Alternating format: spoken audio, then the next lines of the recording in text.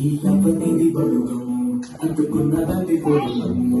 ముందు నుంచి ఎంతదన్న మాటే కానీ మళ్ళీ ఎంత న్యాయము ఇది చెప్పకుండా వచ్చేతము ఏమన్నా ప్రతిగుణము